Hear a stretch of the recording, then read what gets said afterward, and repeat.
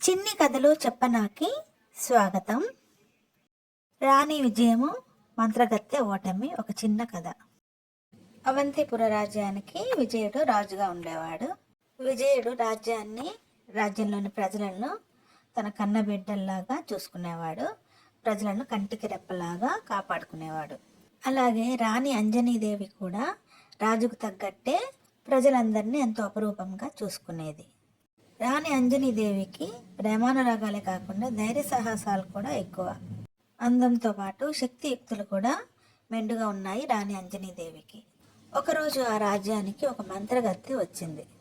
రకరకాల రూపాలను కూడా మార్చుకోగల ఆ మంత్రగత్తె అంతఃపురంలోనికి ప్రవేశించి అక్కడి ఆడంబరాలు భోగభాగ్యాలు చూసి అసూయతో ఆ రాజమహల్ను తన సొంతం చేసుకోవాలని పన్నాగం పన్నింది.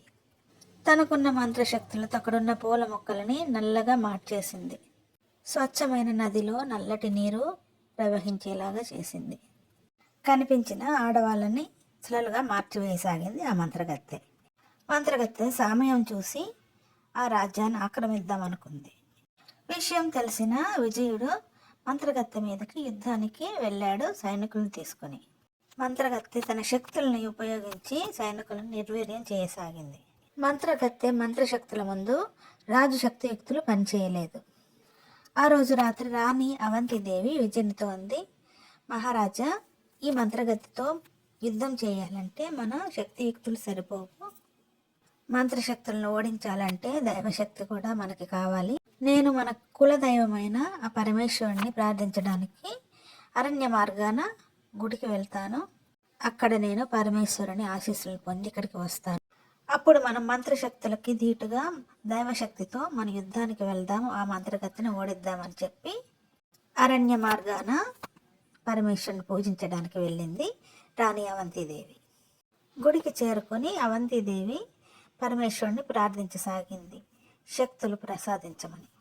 రాణి అవంతిదేవి భక్తికి మెచ్చి పరమేశ్వరుడు తన భక్తురాలైన అంజనీదేవికి ఒక మాయాహారాన్ని ప్రసాదించాడు. ఎన్నో శక్తులు కలిగిన ఆ మాయాహారము దుష్ట శక్తుల్ని హరిస్తుందని చెప్పి వరమిచ్చాడు పరమేశ్వరుడు.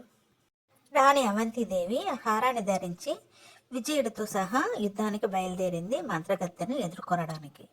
మంత్రగత్తె రాజు విజయుని చూసి అపహాస్యం చేసింది. రాణి అవంతిదేవిని చూసి కూడా నువ్వు నన్నే ఓడించలేవు అని చెప్పి అంది. నన్ను ఓడించడం ఎవరి తరము కాదు అని చెప్పి తన మంత్రశక్తులతో రాజుని రాణిని కూడా హతమార్చాలనుకుంది మంత్రగత్తె. కానీ రాణి మెడలో ఉన్న హారం నుంచి వచ్చిన శక్తి మంత్రగత్తెని నిర్వీర్యం చేసింది. ఎంతో మహిమ కలిగి పరమేశ్వరుని ఆశీస్సులతో లభించిన ఆ హారం నుంచి వచ్చిన కాంతికి మంత్రగత్తె కాలి బూడిదైంది. రాజు విజయుడు రాణిని అభినందించాడు.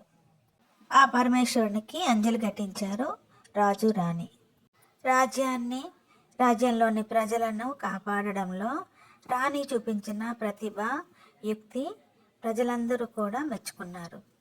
ఎల్లవేళలా రాజ్యంలోని ప్రజలను ఆపద నుంచి కాపాడుతున్న రాజును రాణిని కూడా వేణుల్లా పొగడసాగారు అక్కడున్న ప్రజలందరూ కూడాను.